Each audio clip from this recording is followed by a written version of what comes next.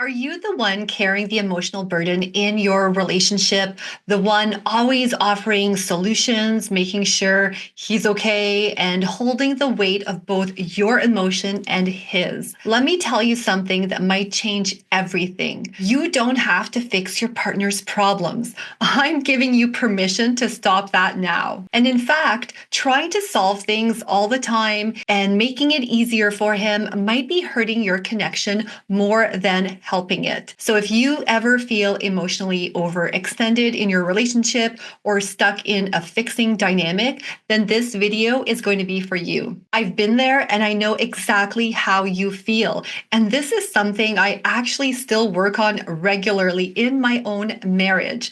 I'm very empathetic, intuitive. I used to be very codependent, and I still feel other people's energy very strongly, especially my husband's. So if you can relate to this, you're in the right place. Hi, gorgeous. Welcome back to the channel. If you're new here, I'd love for you to stick around and subscribe. My name is Mireille Nicole. I'm a relationship coach, and I'm all about guiding you towards your happily ever after and helping you tackle the tough stuff in love with grace and wisdom. So I used to think that love meant always helping, guiding, rescuing, even fixing when I could. I thought that being a good partner meant solving everything he couldn't or jumping in whenever he felt overwhelmed. That's part of the value that I bring to a relationship, I thought. If he seemed stressed with work, I would take over his responsibilities with the kids. When he was still working on his custody arrangements after divorce, I would be following up and checking in and reviewing things where things were at. But over time,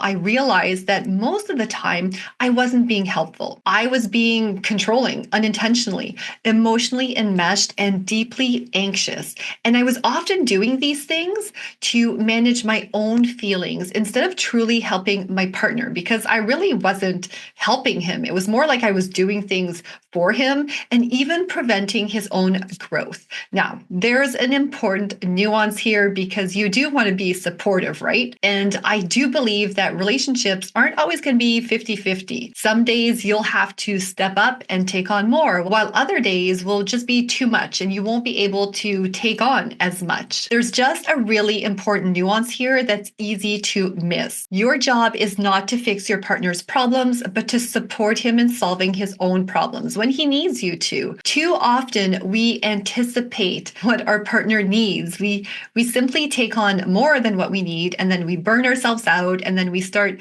feeling resentment or frustration and all the things. And quite frankly, I think that oftentimes as women, we do this because many of us wish our man would just read our own minds, that he should know when, we need support with something or he needs to fix something. So we try to model that. For the most part, it just doesn't work that way. Sometimes it does, but there's a fine line. And like I said, I think another reason we do this is to manage our own emotions, which is what I was doing. And as a relationship coach, I see this pattern a lot with women. We confuse care with control, but there's a better way because rescuing and solving our man's problems can bite us in the butt, and that's not good. So let's talk about a few reasons why fixing often backfires. So number one, you're undermining trust and masculine energy in the relationship. Trying to fix your partner puts you in the role of parent or coach instead of partner, and that's simply not attractive. He does not want to be married to his mother, no matter how amazing she is or how amazing she was. Your job is to be the powerful woman by his side who supports him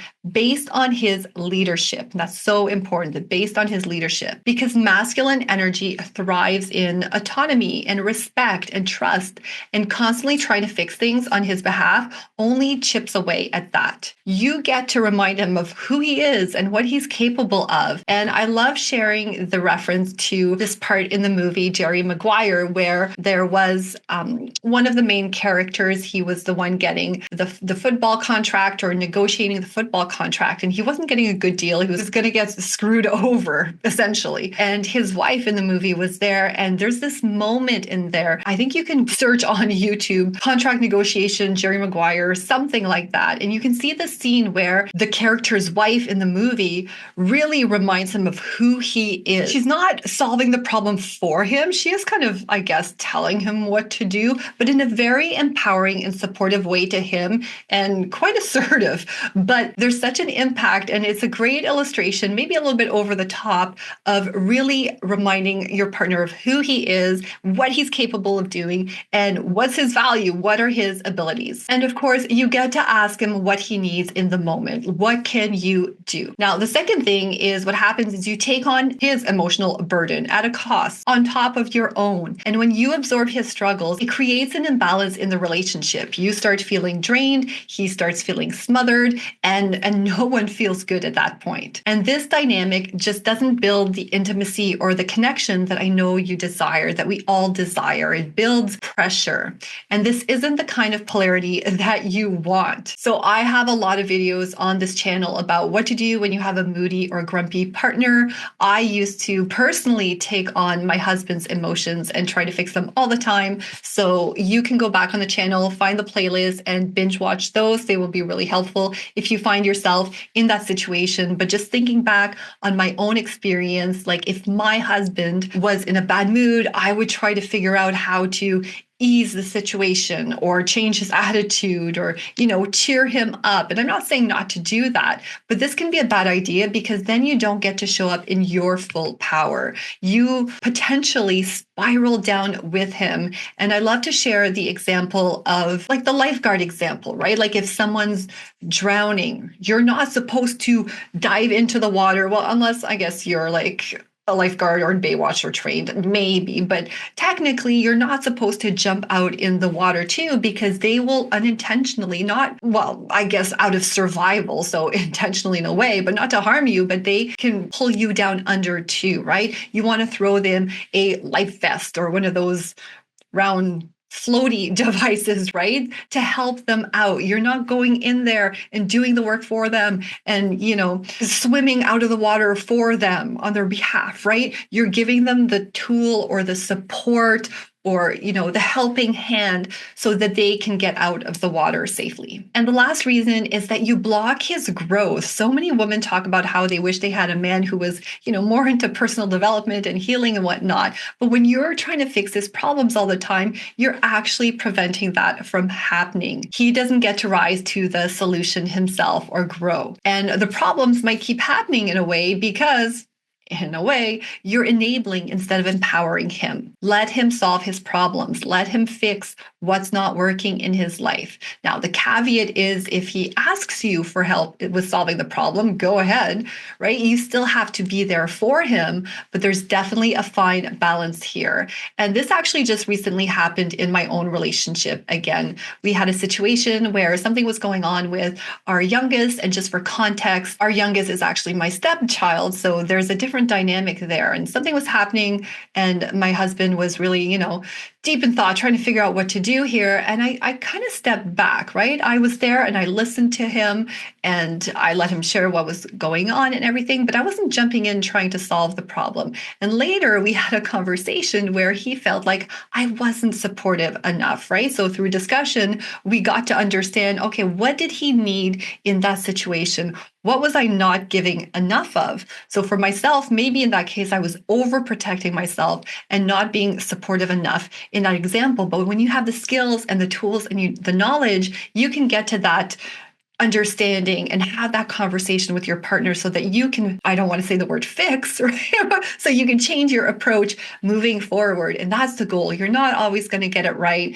This is an art, getting this right or understanding this. And, you don't have to be perfect, but you have to be open. You have to be, calm in the situation, emotionally regulated. You have to have good communication skills and have a good sense of understanding and empathy so that you guys can actually reconnect and figure out the approach that works best, where you're not fixing his problem or spiraling in his emotions, but at the same time, you're able to give him what he needs. And of course, you might say, well, why didn't he just tell you, what he needed from you? Like this happened and I kind of let him handle it. And it took hours before he shared, or actually, maybe it was the next day where he shared that he felt it wasn't supportive. But you know what? Maybe we will get that place. But I'm the relationship coach who always shares that we're not perfect. We're also on our own journey, relationship journey. We're just, maybe a few steps ahead of you. So that's why I share all this information on this channel so that you can keep progressing also. And remember to respect the journey that he's on, his own spiritual journey. It's hard maybe to see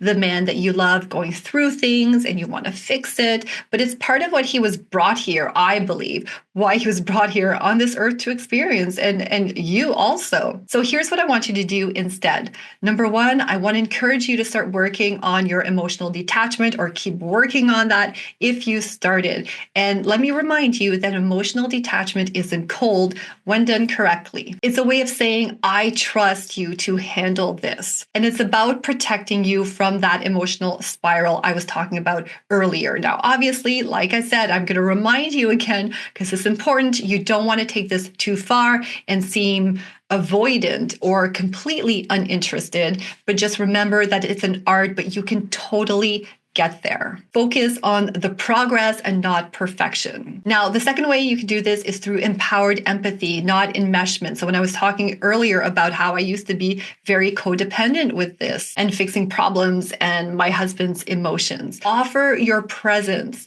not your problem solving. Offer your calm, not your correction or your action plan or your next steps that you're deciding for him. Keep a healthy distance and a heartfelt connection. See his problem and the emotion if it's related, for what it is. Like I said, I believe we're here for a reason and to learn, and that experiences happen to us for a reason, and they happen, more importantly, for us. I always remind myself that my husband's problem is a valuable lesson in disguise, and it's also a lesson for myself that I get to learn from. Doesn't mean that you let them fail, which leads me to the next point, which you want to do is to offer healthy support, which sounds like, I can imagine this is hard for you, and I believe in you. Or you can say something like, I'm here to talk if you want, but I also trust you'll figure this out. And you know what? Maybe that's the statement I should have used in that moment when I gave the example about our youngest, my stepchild. Or you can say something like, I admire how you handled the situation with so-and-so, or whatever it was. And you can ask straight out, what do you need from me? And the reasons that you want to do this instead of solving the problem is because you'll feel more at peace.